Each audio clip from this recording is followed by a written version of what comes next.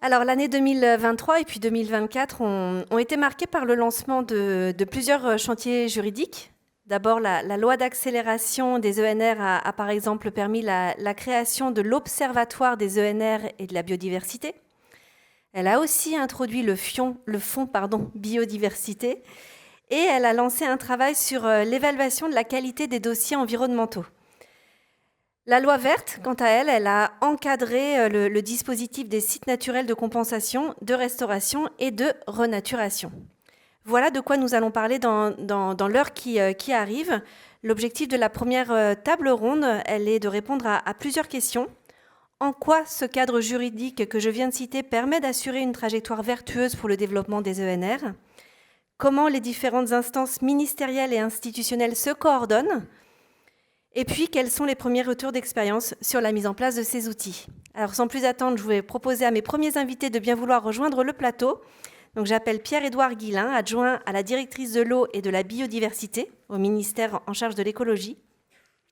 Maude Lelièvre ne pouvait malheureusement pas être avec nous. Elle est remplacée au pied levé par Paul Bonfils qui nous rejoint et qui représente l'Union internationale de conservation de la nature. Olivier Thibault, directeur général de l'Office français de la biodiversité. Et enfin, Baptiste Péry-Saint-Faber, directeur général délégué au sein de l'ADEME, que je viens de voir arriver avec son casque. J'imagine que vous êtes venu en vélo. Bienvenue à vous. Alors, peut-être... je propose également, et ce n'était pas prévu parce que nous devions avoir avec nous Paul Elfassi pour introduire le sujet juridique, mais je vais proposer à Alexandre Roche de bien vouloir également rejoindre le plateau. Alexandre Roche, qui est délégué général au sein du CER. Bienvenue à vous également. Alors, je voudrais démarrer, si vous êtes d'accord, en donnant la parole à Pierre-Édouard Guillain pour revenir sur le volet législatif et réglementaire. J'ai cité plusieurs éléments de la réglementation et de la législation en préambule de votre arrivée. Est-ce que vous pouvez nous expliquer en quoi ces nouvelles réglementations contribuent vraiment concrètement à une trajectoire vertueuse, j'ai envie de dire, du développement des ENR? Merci, bonjour à tous. Effectivement, on a eu une actualité riche depuis 2 ans Oui. pour l'articulation des énergies renouvelables, leur développement, leur planification, et puis l'alliance, c'est le terme que vous avez retenu, avec les questions de biodiversité. On les a eues dans plein de séquences différentes, vous les avez toutes citées, loi d'accélération, loi industrie verte.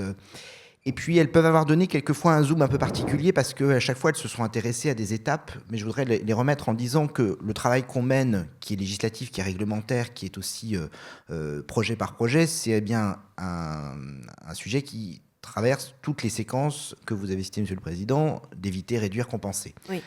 Et donc, je ferai deux explications. Il y a ces différentes étapes, éviter, réduire, compenser. Et puis, il y a un sujet plus général sur le dialogue, et notamment la réforme de l'autorisation environnementale. Vous y reviendrez, je crois, dans la 3e table ronde, notamment. Éviter, je crois qu'on a eu 2 très grandes séquences sur la question de la planification. C'était dans la loi accélération des énergies renouvelables, beaucoup de débats. Faut-il dire où est-ce que seront les éoliennes depuis les hémicycles? Faut-il faire des zones d'exclusion, d'inclusion, etc. On a choisi quelque chose un peu intermédiaire finalement, et qui est certainement la voie du bon sens, qui est de dire, voilà, il y a des zones sur lesquelles, a priori, on se dit que c'est là où on a le plus de succès de pouvoir implanter des éoliennes, notamment des énergies renouvelables dans cette approche. Et donc ça, c'est important parce que ça fait beaucoup de travail, ça a permis de renouer le dialogue sur la question de la localisation et de faire travailler sur ce que vous avez très bien dit, Monsieur le Président, dans votre introduction, sur le fait que il va falloir trouver le milieu. Hein, et vous avez cité Aristote, mais voilà, il nous éclaire toujours. Et donc, c'est en travaillant sur l'identification des enjeux que l'on arrive à savoir où on peut planifier et si notre planification, qui est spatiale, elle répond à notre planification globale énergétique. C'est aussi ce qu'on a fait sur la mer. Pour la première fois, on a pris tout l'espace marin et on s'est dit, on a besoin là de faire des zones de protection fortes et on a besoin de faire de l'éolien. Et on va faire le même débat. Et on a réussi à se dire, j'ai besoin de tant de surface de zones de protection fortes. C'est un peu du fétichisme du chiffre, hein, quand on dit 5%, 3%, 1%, mais derrière, il y a quand même il y a des éléments un peu concrets. On se dit que c'est des seuils à atteindre qui ont du sens écologique. Et puis, il nous faut tant de gigas, tant de mégawatts, etc. Et donc, on a su les planifier, se dire qu'on n'avait pas besoin, notamment, de faire recouvrir ces zones, notamment dans le milieu marin. Et ça nous a permis aussi de savoir si on allait avoir des confrontations. Donc ça, c'est vraiment les grands apports de ces lois sur la planification et l'exercice pratique qu'on a mené et qui a trouvé sa conclusion il y a quelques semaines sur la façade atlantique.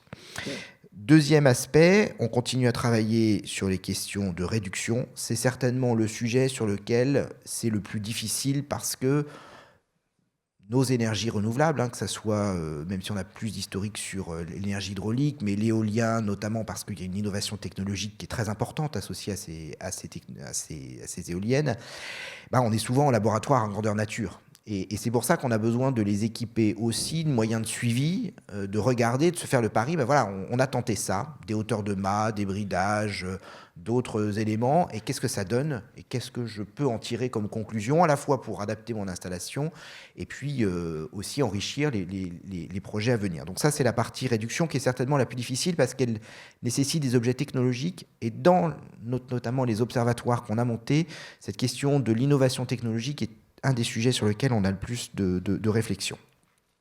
Troisième séquence, c'est évidemment la compensation. Et là, vous l'avez dit, avec les sites naturels de compensation, de restauration et de renaturation, on a inventé quelque chose qui est assez original en matière européenne. Quand j'en parle avec mes collègues, ça les intéresse beaucoup, qui est de se dire, on a des sites, on est capable de leur dessiner une trajectoire écologique. Ça crée un gain écologique. Et ce gain écologique, on le propose à des gens qui ont de la compensation à faire. Et là, c'est une offre tout de suite. Au moment où j'ai fait mon projet, j'ai identifié que j'impactais tel et tel milieu. Et tout de suite, j'ai une compensation. Je ne suis pas obligé d'aller chercher mon opérateur, d'aller regarder, d'aller examiner toutes les mares, toutes les lisières de forêt, tout ce qu'il faut pour aller trouver là. Je l'ai, entre guillemets, en catalogue. Alors évidemment, c'est pas vrai tout de suite, puisque les sites, pour l'instant, on en a 3, mais l'objectif, c'est de travailler vraiment sur l'anticipation. Mais ça vaut aussi pour ceux qui voudraient le faire de manière volontaire. Et c'est bien cette notion un peu de crédit biodiversité où on se dit il y a un gain écologique, ce gain écologique il a de la valeur, je l'ai bien encadré, bien certifié parce que ça passe devant le Conseil national de protection de la nature, c'est documenté, c'est fait en matière transparente et donc ce gain écologique, il va servir et je pourrais l'anticiper. Allez-y. Dernier sujet peut-être, c'est effectivement les questions de réforme de l'autorisation environnementale. Et notamment le fait que ça nous oblige, pour aller, entre guillemets, réduire cette séquence, à paralléliser plein de choses et surtout à avoir un dialogue très important entre le porteur de projet et les équipes d'instruction. Je dis les équipes d'instruction parce que pour Nodreal, et on y prend notre part aussi en centrale, c'est un travail effectivement assez important qui doit gérer l'incertitude. Qu'est-ce que je sais finalement de mon milieu? Qu'est-ce que le porteur de projet me dit de ses impacts? Est-ce que c'est crédible, pas crédible? Est-ce qu'il a bien regardé tout, etc. Et ça, c'est évidemment un travail assez compliqué. Et donc, la réforme de l'autorisation environnementale va nous conduire à avoir beaucoup plus d'échanges, avec aussi le fait de pouvoir se dire dès le départ, finalement, le projet, là, il n'est pas mûr, c'est pas bon, c'est pas suffisant. Et donc aussi, et ça, je pense que c'est très important, et c'est mon dernier point, c'est de remonter très vite l'analyse des projets pour savoir s'il faut se lancer ou pas. Je crois que souvent, quand on a été confronté à des difficultés, c'est parce qu'on ne s'est pas dit les choses suffisamment tôt. Et c'est aussi pour ça qu'on fait remonter un des critères qui permet de rentrer dans la dérogation. Ça, c'est pour les plus pointus. C'est la raison impérative d'intérêt public majeur, qui est le truc qui fait stresser beaucoup de porteurs de projets, je le sais, mais on a fait le choix aussi dans la loi de dire, on va donner des critères pour éclairer ce que c'est que cette raison impérative d'intérêt public majeur. Pourquoi ça existe? C'est dans l'alliance, c'est ce mot-là, c'est de dire à partir de quel moment je fais une balance, j'accepte de détruire, de faire des atteintes à la biodiversité parce que j'ai un autre intérêt à satisfaire. Et c'est cette balance d'intérêt que la raison impérative d'intérêt public majeur doit le faire. Elle doit le faire à l'échelle du projet. Est-ce que mon projet, pris tout seul, il offre suffisamment de puissance, il offre suffisamment de services, entre guillemets, qui sont d'intérêt public majeur, qui vaillent le coup que, si j'en ai besoin, plus tard, je vais détruire la nature. Et en travaillant vraiment en amont et en disant, votre projet ne développe pas assez de puissance ou il n'apporte pas assez de services, ne tentez pas, ou sachez que si vous avez de la destruction d'espèces, ça ne marchera pas. Et donc ça, on l'a fait avec la loi pour remonter la RIPM assez haut dans le sujet. Et notamment, dans la loi industrielle, on l'articulait avec la DUP. On était quand même dans un système où on expliquait aux gens très tôt qu'on pouvait les exproprier Et à la fin, on disait au projet, ah ben non, finalement, vous ne pouvez pas parce que vous n'apportez pas suffisamment de services, entre guillemets, d'intérêt public majeur. Donc on remonte tout ça de manière très tôt à pouvoir dire au projet, ben voilà, vous devez vous renforcer sur tel ou tel aspect. Et ça, c'est important. Très bien, merci. Alors, on a dans cette séquence de table ronde des échanges qui sont prévus. Je ne l'ai pas spécifié, mais bien entendu, le public a la possibilité de poser ses questions, hein. Vous voyez un QR code qui est affiché en bas à droite de notre écran. Également un numéro de téléphone pour que vous puissiez envoyer vos questions par SMS. On va d'abord imaginer et conduire les débats qu'on a prévus ensemble, mais bien évidemment, si on en a le temps, on vous donnera la parole. J'aimerais qu'on revienne sur une nouveauté réglementaire à nouveau, c'est l'évaluation de la qualité des dossiers environnementaux. Quels sont les critères que vous observez véritablement ? Alors, c'est effectivement le point le plus important. C'est ce que je disais, un des premières questions qu'ont les services instructeurs, c'est de se dire, est-ce que la description que j'ai du projet, de son impact, du milieu concerné, elle est complète ? Et la biodiversité, c'est assez compliqué. C'est fait d'espèces, évidemment, c'est fait de milieux, donc d'interactions entre des milieux, de choses qui se déplacent, des choses qui sont présentes une fois, et puis pas l'année suivante. Je pense à l'Outarde-Canepetière, par exemple. Donc c'est assez compliqué et on a besoin de consolider la connaissance. Et donc le premier sujet qu'on va regarder, c'est est-ce qu'on a bien mobilisé toute la connaissance qui est à disposition. Et notre ambition, et on le fait avec l'Office français de la biodiversité, notamment en produisant un certain nombre d'outils, c'est de maximiser les données qui sont accessibles, fraîches et valorisables. Ça va nécessiter de retravailler quand même, hein, vous citez Dépôts Bio à juste titre, c'est des sources de données importantes, mais on a encore du progrès à faire parce qu'on ne sait pas bien les valoriser, parce que voilà, on n'a pas non plus forcément bien décrit des choses comparables entre des sites, et donc il faut qu'on travaille pour voilà, aussi avoir un corpus qu'on peut réutiliser, notamment ce que je disais dans les séquences où on a fait des choix et on se demande si ça a marché ou pas. Donc ça, c'est important. Le deuxième sujet pour nous, qui est aussi assez compliqué et qu'on a équipé avec le GTECUM pour l'éolien en mer, c'est la question des impacts cumulés. Ça, c'est la grande difficulté que nous allons avoir, y compris parce que on densifie un nombre de sites. Et donc, quand j'ai créé un site éolien, que j'en crée un deuxième, finalement, oui. Est-ce que c'est deux sites indépendants ? Non, vraisemblablement pas. On crée plus de perturbations. Quantifier ces éléments-là, c'est un des enjeux majeurs que nous allons avoir à affronter. Et il va falloir l'équiper, le discuter et se donner des méthodes aussi ensemble pour évaluer ces impacts cumulés. Peut-être rapidement, parce que je vois que le temps tourne. Et le dernier sujet sur les études d'impact, effectivement, c'est de tenir compte des incertitudes. Et ça, c'est évidemment pas évident parce que voilà, des taxons, on les connaît mal. Et donc, d'avoir toujours une approche prudente par rapport à ça, sur le nombre de données et sur l'affirmation « j'ai pas d'impact ». On voit souvent ça dans les études, parce que voilà, c'est pas documenté, mais il vaut mieux dire on n'a pas d'impact démontré pour l'instant, l'incertitude pèse sur ça, et donc on a besoin éventuellement de sécuriser ça. Très bien, merci pour cet éclairage. Oui, n'hésitez pas à passer la parole à votre voisin, parce que je voudrais vous interroger, Paul Bonfils, cette fois-ci sur plutôt l'actualité internationale, puisque la COP16 vient d'avoir lieu. Est-ce que vous pouvez nous dire ce que vous en retenez ? Oui, alors déjà, je me permets de renouveler les excuses de ma présidente, mais son empêchement de dernière minute me permet d'être là devant vous, donc merci de me recevoir, et puis merci de votre indulgence par avance. Mais donc, par rapport à la COP, effectivement, je dirais, comme on le sait tous, qu'il y a un bilan assez mitigé, puisque, ce qui est un fait assez rare, il n'y a pas eu d'accord final, puisque les négociations ont dû être interrompues en raison d'une absence du quorum, finalement, et donc elles reprendront début 2025 pour retravailler les sujets laissés en suspens. Disons qu'un des principaux points de désaccord qui ont été observés à la COP, c'est sur des sujets de financement, en particulier sur la création d'un fonds de financement pour des initiatives au bénéfice des pays du Sud, en fait, qui demandait un fonds plus rapide que le Fonds mondial pour l'environnement qui existe aujourd'hui, et sur lequel il n'y a pas eu d'accord réel. Mais par ailleurs, il y a quand même des progrès qui ont été notés, et il ne faut pas non plus les oublier. Déjà, il y a eu quand même des accords qui ont été conclus autour des droits des peuples autochtones et des communautés locales, hein, donc cette COP 16 a acté la création d'un organe permanent pour leur permettre de siéger donc de façon institutionnelle dans la Convention sur la diversité biologique. Et puis, il y a eu des travaux aussi qui ont été menés sur l'identification d'aires marines à protéger, donc quelque chose qui s'inscrit dans la préparation à la ratification du traité BBNJ. Voilà. Et puis aussi d'autres sujets, par exemple sur le partage des ressources génétiques. Donc il y a eu la création d'un fonds Cali auquel les entreprises qui exploitent des données numériques sur les ressources génétiques en fait peuvent abonder à ce fonds pour ensuite. L'idée étant de redistribuer la valeur aux communautés locales. Voilà. Donc c'est un peu ce bilan qu'on peut dresser de façon synthétique. Alors vous parlez de fonds, il y a quand même 8 pays dont l'Allemagne, la France et le Royaume-Uni qui ont annoncé des contributions au Fonds cadre mondial pour la biodiversité. Donc ça porte à 400 millions de dollars la valorisation de ce fonds. Est-ce que c'est qu'une question de financement finalement ? Non. Parce qu'effectivement, il y a ce fonds, ensuite il faudra voir qu'est-ce qui en est fait évidemment, mais c'est aussi une question d'engagement des entreprises et des États. Il faut quand même noter que sur les 20 000 personnes qui étaient présentes à la COP, il y avait quand même 3 000 personnes qui représentaient des entreprises.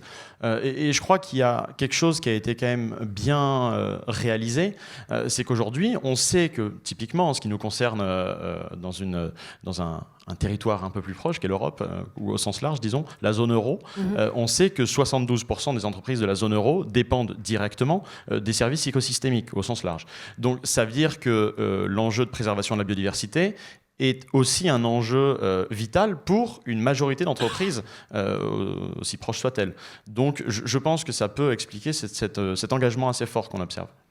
Alors parmi les préoccupations qu'on a pu lire suite à cette COP, on a notamment pu lire une préoccupation majeure sur quand est-ce qu'on passe globalement des paroles aux actes. Est-ce que néanmoins vous avez des signes encourageants que vous voulez nous signaler ?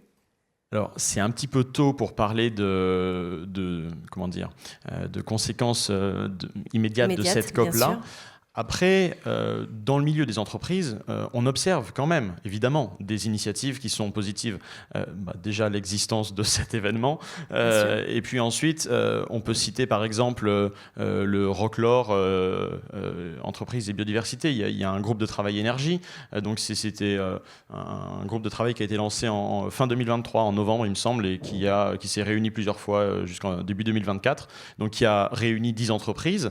Ce groupe de travail énergie, hein, donc il y a 10 entreprises, 10 énergéticiens et 4 fédérations, dont d'ailleurs le syndicat des énergies renouvelables, pour travailler justement main dans la main avec les pouvoirs publics et puis du coup créer des partenariats avec le monde scientifique, associatif et académique. Il y a aussi d'autres initiatives qui ont été lancées. En 2020, on peut parler du programme Entreprises engagées pour la nature, qui est animé par l'OFB, et donc effectivement qui vise à faire émerger et valoriser des plans d'action volontaires d'entreprises dans lesquels se retrouvent des énergéticiens aussi. Et puis au niveau international, Act for Nature par exemple, qui a été lancé en 2018, et pareil sur une initiative volontaire d'entreprise. Donc on peut quand même voir qu'il y a un engagement clair, mais pour ce qui est des conséquences et des engagements post-COP16, il faudra peut-être qu'on se refasse un forum un peu plus tard. C'est entendu. Vous allez pouvoir repasser le micro à Pierre-Édouard Guillain, parce que je voudrais maintenant qu'on parle de la coordination entre les différentes directions du ministère et les services instructeurs comme la DREAL ou la DDT. Comment est-ce que ces instances travaillent ensemble pour garantir une mise en œuvre cohérente ? Alors déjà, on s'est équipé d'outils et l'outil fait souvent le lien. Alors le premier, Olivier reviendra certainement, c'est les observatoires conjoints avec l'ADEME. Alors on en a fait un sur la mer qui est un peu différent de celui qu'on a fait sur la terre. Il y en a un qui est éolien, l'autre qui est tout ENR à terre. Enfin, voilà. Bon, tout ça va certainement maturer, évoluer, mais l'idée c'est de s'équiper d'outils, notamment pour faire un lien entre ce que chacun sait, entre guillemets. Et ça c'est important, qu'est-ce qu'on apporte. Oui, on y reviendra. Le sujet des exercices communs, je le redis, la planification en mer, je ne vous dis pas les heures que j'ai passées avec mes collègues de la Direction générale de l'énergie et du climat sur ces sujets-là, et les équipes sur le terrain de la même façon. Enfin voilà, on a abordé ces sujets-là conjointement. Donc c'est ça qui fait du lien, forcément. On a échangé nos cartes, on a échangé nos points de vue, on a construit des choses ensemble, fait des hypothèses, des scénarios. Enfin voilà, donc c'est un exercice concret commun et avec des livrables communs, donc il n'y a rien de mieux pour travailler ensemble. L'autre sujet, c'est qu'on travaille sous un petit format, notamment pour faire l'articulation entre le local et le national quand on a des sujets qui sont difficiles. Alors difficile, on ne fait pas de la réinstruction au niveau national des projets, mais on va regarder aussi, quand il y a des difficultés qui nous sont remontées par les services instructeurs, bah voilà, quelle doctrine on a besoin d'établir le cas échéant, donc on va prendre ce travail en commun, quel exemple on peut trouver ailleurs, quel nouveau regard on peut porter, quelle solution en y mettant un peu un pas de côté on peut trouver. Donc on a aussi cet exercice à l'échelle des projets. On ne le fait pas heureusement sur tous les projets parce que nous ne sommes pas dimensionnés pour le faire, mais sur des projets qui à un moment bloquent, patinent ou ne trouvent pas de solution, ben on a aussi ce moment commun pour les faire sortir. Très bien, merci. On va passer la parole à Olivier Thibault. Vous êtes donc directeur général de l'OFB. Est-ce que vous pouvez nous rappeler votre rôle dans le cadre des mesures ERC, notamment, et principalement? Oui, je dois pouvoir. Alors, bonjour à tous. Je voudrais juste, avant de répondre ça, remercier le président pour ces mots en introduction. Dire que c'était important pour moi de venir à ce deuxième forum. J'étais présent au premier forum, on avait fait l'ouverture ensemble. Et je pense qu'on a besoin de ces temps d'échange sur ces sujets qui ne sont pas simples. Et il faut justement trouver les voies de conciliation. Mmh. Je vois tous les jours à quel point c'est facile de rester dans son couloir de nage, d'être fort sur ses principes et ses politiques, au détriment des politiques d'à côté. Et on voit tous les jours, avec l'ADEME, on est très conjoints et solidaires sur ce sujet-là. Comment faire pour concilier ces politiques publiques sans se taper dessus quand on a plein de gens qui essayent de vous ramener sur vos politiques prioritaires. Donc c'est vraiment important. Donc merci Jules et bravo pour l'organisation. L'OFB, c'est un établissement public de l'État, comme l'ADEME. On est là pour protéger, restaurer la biodiversité. On a 5 missions. Et ces 5 missions, elles sont au service de ce qu'on aborde là aujourd'hui. Mission de connaissance, ça c'est un point sur lequel je tiens à insister. Jules l'a fait aussi, c'est pour moi hyper important. Nous sommes à un moment où tout à chacun est très très tenté de partir d'un micro-exemple et d'en faire une généralité, oui, même si c'est archi-faux scientifiquement. Dans la biodiversité, j'en ai tous les jours. Il y a de plus en plus de pigeons dans les villes, donc ça veut dire que la biodiversité va bien, puisque ces pigeons ils se reproduisent, ils sont de plus en plus nombreux. On trouve de plus en plus de loups dans les campagnes, c'est donc que le milieu est accueillant, donc tout va bien. Et je vous assure que c'est faux, parce que la biodiversité des animaux terrestres, elle s'écroule, parce que le changement climatique est là, c'est très lié aux activités anthropiques, et donc il faut faire des choses, dont le développement des énergies renouvelables pour apporter des réponses. Mais donc, s'appuyer sur la science, sur des faits, ne pas avoir peur de cette science, ne pas avoir peur de la complexité liée à cette science, c'est absolument essentiel. C'est une de nos missions pour la partie documenter la biodiversité. Et ce n'est pas juste d'avoir des éléments, il faut être capable de les partager, capable de les vulgariser, capable de les mettre à disposition sous forme compréhensible. Donc ça, c'est un de nos rôles. Et c'est là qu'on met l'Observatoire des énergies renouvelables terrestres, c'est là qu'on met les centres de ressources. Et on fait ça en lien très étroit, nous pour la biodiversité, l'ADEME pour la partie énergie, et on fait ça ensemble. C'est ultra important. Ne vous laissez pas tenter par des slogans faciles sur Twitter ou TikTok ou LinkedIn. Il faut réussir à intégrer cette complexité du vivant et à apporter derrière des réponses. Connaissance. La police, parce que quand on se met d'accord sur une règle, appliquer la règle, c'est une mesure de justice, d'équité. Si vous ne faites pas respecter cette règle, celui qui ne joue pas le jeu prend le dessus sur celui qui joue le jeu et qui respecte le consensus social qu'on essaie de construire. Et je sais que c'est compliqué de construire du consensus social. Donc, quand on s'est mis d'accord, il faut le respecter. Ça, c'est la police. On a 1700 inspecteurs de l'environnement. Il faut un métier difficile, parce que c'est toujours difficile de se faire prendre sur quelque chose qu'on n'a pas respecté. Mais c'est aussi ça qui fait que derrière, on y arrive. Connaissance, police, la mobilisation. C'est aussi ce qu'on fait aujourd'hui avec notre forum Biodiversité Entreprise. Comment parler avec tout le monde, donner des outils, expliquer, sensibiliser. Au forum Biodiversité Entreprise, on a 1300 entreprises inscrites sur ces 2 jours. Ça montre au passage que le monde de l'entreprise a besoin et envie de parler des liens avec la biodiversité, des contraintes que ça engendre, des opportunités que ça apporte, y compris dans le domaine des énergies renouvelables. On a des ateliers sur les énergies renouvelables. Et donc, on voit qu'on a besoin de ces interfaces-là. Voilà. Et après, on a une mission d'appui aux politiques publiques pour outiller aussi nos ministères sur ces grandes stratégies, biodiversité, protection, plan eau, etc. Et puis, on a une dernière mission moi j'appelle ça la preuve par l'exemple, de gestion d'aires protégées. On a 8 parcs naturels marins en mer, on a 26 zones de protection, alors plus ou moins fortes, et ça nous permet de montrer ce que ça apporte de protéger un peu, beaucoup, très beaucoup, et les impacts sur la biodiversité. Et tous ces éléments, ils sont au service de la conciliation des politiques publiques. Je voudrais vraiment insister là-dessus. C'est ça qui va nous faire avancer. Ce n'est pas en nous opposant les uns les autres. Alors, on va passer la parole à votre voisin. L'ADEME, l'OFB, vous travaillez véritablement ensemble, notamment sur ce sujet de la biodiversité. Est-ce que, justement, vous pouvez nous dire comment vous travaillez ensemble sur ce sujet de l'Observatoire ?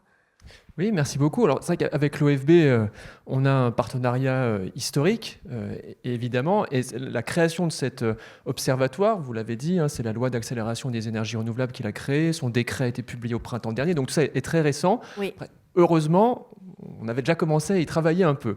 Donc cet observatoire n'est pas une coquille vide, mais c'est vraiment, je dirais, le point d'ancrage le plus concret de notre partenariat avec l'OFB, parce qu'il faut que ça marche. Il faut que cet observatoire, comme tu l'as dit, tout le monde est dans son couloir de nage. Le monde de l'énergie et le monde de la biodiversité, on a pu l'expérimenter au cours de nos 30 dernières années d'existence, souvent ne se parlaient pas. Et il y a vraiment un enjeu de pacifier les débats. Et c'est vraiment l'intention de cet observatoire. D'apporter des éléments objectifs, d'aller aussi comprendre les besoins de toutes les parties prenantes. Donc cet observatoire, évidemment, il est opéré par l'OFB en lien avec nous, mais ensuite on va associer les parties prenantes, les développeurs, les collectivités, le grand public. Donc il y a un enjeu de sensibilisation et de mise à disposition de toutes ces données pour aller pacifier les débats. Alors, vous dites que votre objectif, c'est de permettre la rencontre entre tous ces acteurs. J'ai envie de vous demander comment, par quels moyens est-ce que vous allez la favoriser, cette rencontre et cet échange dans la vraie vie ? Dans la gouvernance même de l'Observatoire, on a prévu un comité des partenaires. Donc là, on va associer très largement les développeurs, les collectivités. Et donc ça, c'est très important, puisque ça va à la fois permettre de diffuser la connaissance produite par cet observatoire, mais aussi comprendre les besoins, les trous dans la raquette sur ces connaissances. C'est quand même un sujet où il y a encore beaucoup de controverses et encore beaucoup d'incertitudes. Donc l'observatoire, il va être aussi là pour recueillir les besoins des parties prenantes. On va constituer, alors il est déjà opérationnel, il est en cours de construction, mais on a une plateforme numérique qui va vraiment consolider toutes ces ressources, donc en faire un centre de ressources accessible à tous pour pouvoir diffuser donc, les travaux, les données et les meilleures pratiques, aussi pouvoir s'inspirer les uns des autres des meilleures pratiques. Et puis, il y a la participation à ce genre d'événements. Et merci beaucoup au CER d'organiser ce forum.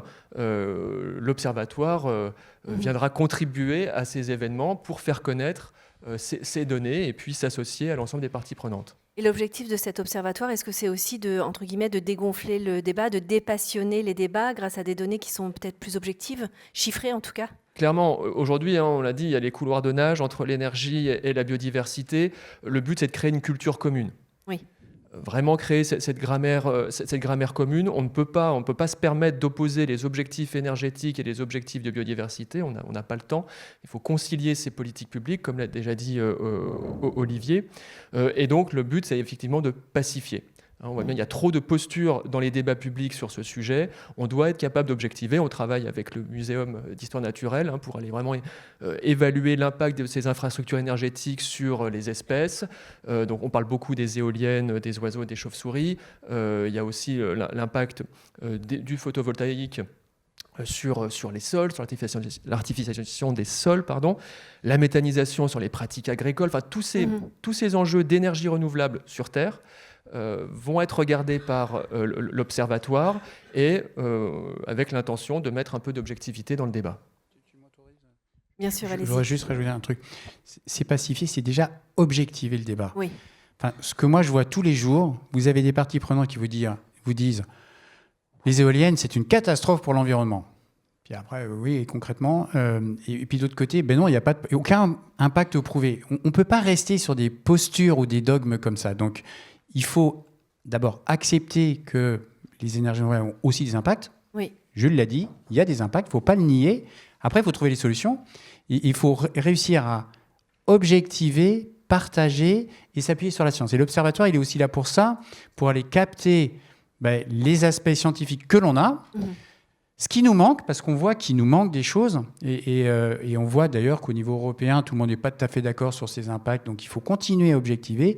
Il faut aller chercher les scientifiques, là, on en a besoin. Et derrière, ce n'est pas parce qu'il y a un impact qu'on ne peut pas faire.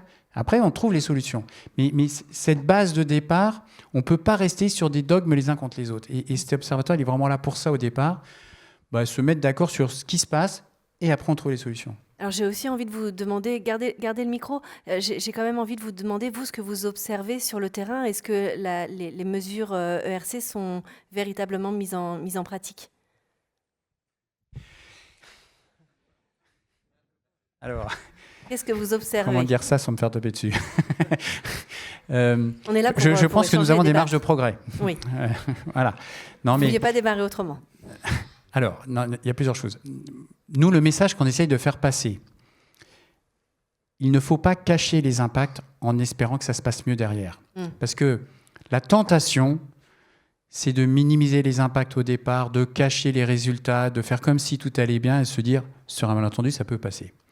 Parce que dans la vraie vie, vous trouverez toujours une association, quelqu'un qui est voisin à côté, qui n'a pas envie du projet, qui va trouver la petite espèce protégée qui va bien, qui va faire qu'on va pouvoir faire du contentieux. Et donc, cacher les impacts, cacher les impacts réels d'un projet, revient à mettre ce projet en insécurité juridique.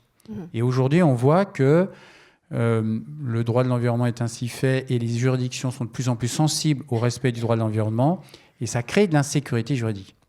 Donc, notre combat à nous, c'est de qualifier ces impacts et de les montrer, de voir comment on peut les réduire au maximum et d'accepter, formaliser de la compensation derrière. Alors, éviter la vraie difficulté sur le ERC, et ça on le voit bien, il ne faut pas se cacher ça en petits doigts, le système est très gouverné par le foncier. C'est-à-dire, on cherche un endroit où on va pouvoir avoir le terrain, et derrière, on regarde comment on va... Et c'est vrai que dans le éviter, juste le fait de savoir, là je suis propriétaire, là je ne suis pas propriétaire, n'est pas complètement suffisant. Et ça c'est un vrai problème. Parce que dans le éviter, réduire, compenser, il y a d'abord éviter, puis réduire, puis compenser. C'est souvent beaucoup plus simple d'aller acheter un terrain naturel dont personne ne s'enquiert que d'aller sur des terrains où il y a déjà des activités d'usage. Donc ça, c'est le point dur, le éviter. Oui. Parce que souvent, vous choisissez votre endroit parce que vous avez le foncier, et après, vous essayez de touiller le système pour montrer, oui, on n'aurait pas pu le mettre ailleurs. Bon, ça, éviter, c'est, je pense, le principal problème. Le réduire, on fait des super progrès, franchement, et c'est de mieux en mieux fait, ça avance, on a des gens, on a des outillages qui viennent, etc.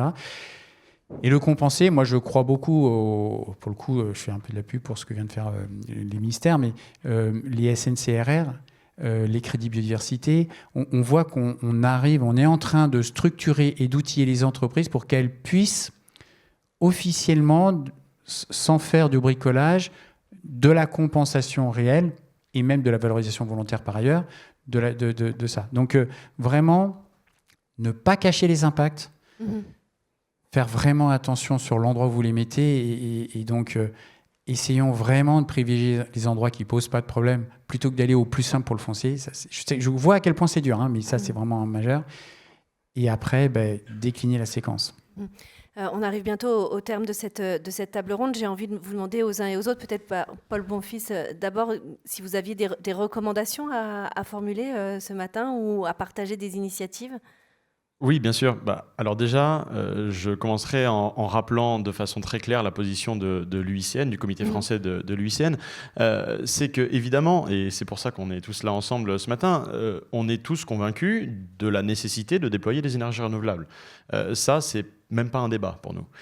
Par contre, ce qui est clair, c'est que le déploiement, la politique climat, le déploiement de ces énergies renouvelables ne doit pas se faire au détriment de la biodiversité, puisque les enjeux climat et biodiversité sont vraiment deux faces de la même pièce quelque part, et on ne peut pas les décorréler.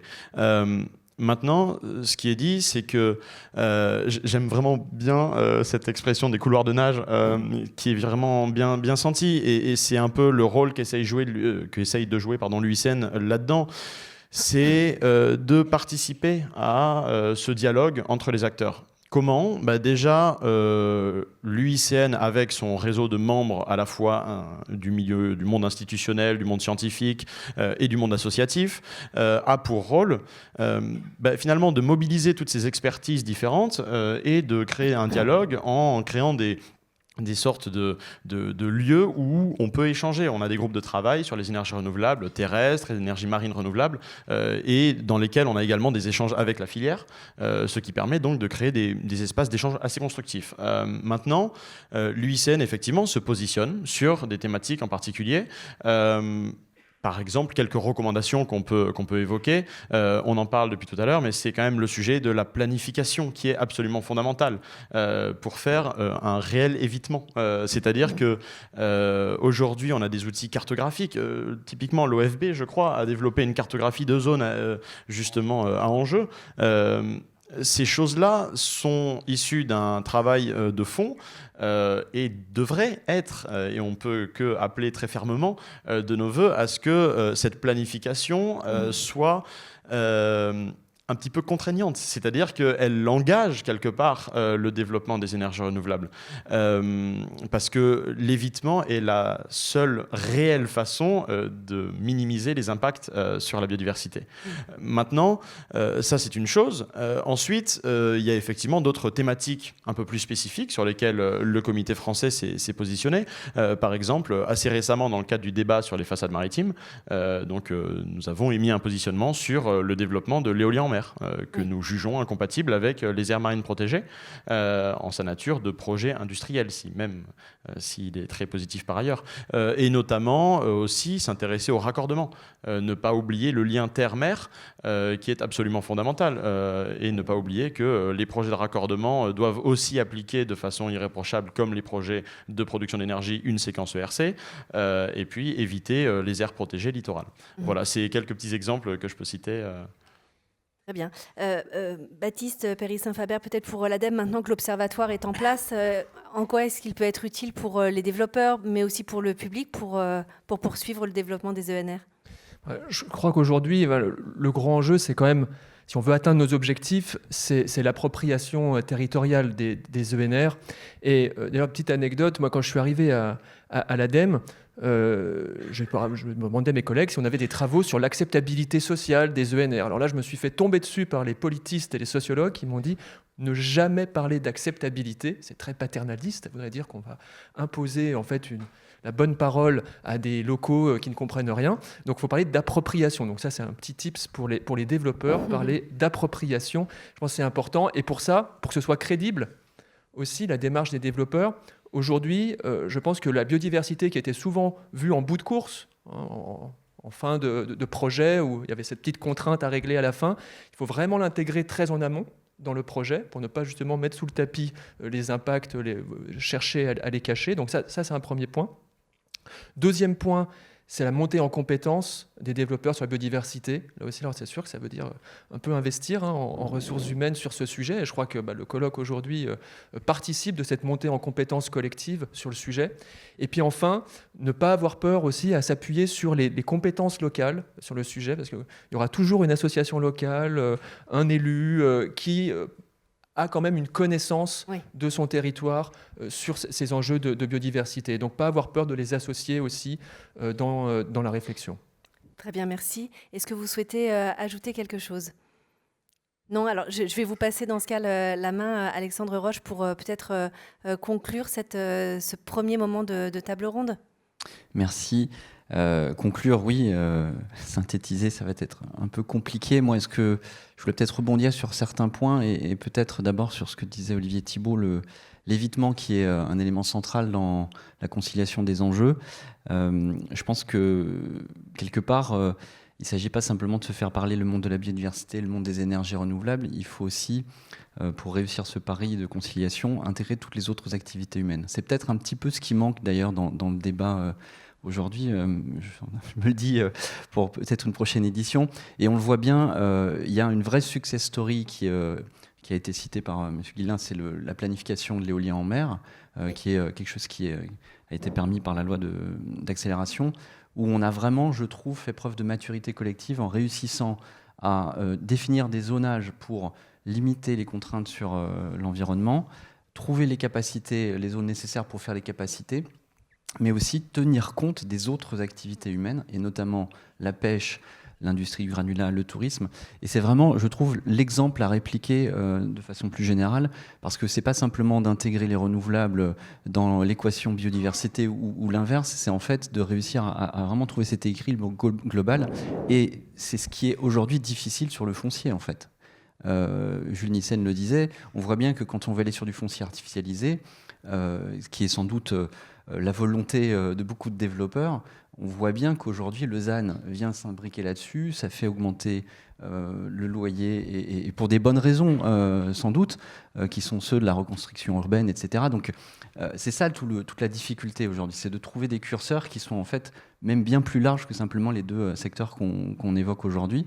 Et je voulais juste le rappeler parce que ça veut aussi dire que derrière, il y a besoin, pour que, au-delà de l'objectivation qui est la première étape, il faut que les gens justement s'approprient, que chacun apprenne de l'autre et s'approprie un projet commun. Et donc derrière, il y a aussi un besoin de discours politique sur la direction à prendre, parce que si l'utilité sociale des renouvelables, si la dégradation de la biodiversité ne sont pas reconnues, derrière, ça va être très difficile de justement trouver le curseur pour bien équilibrer les choses.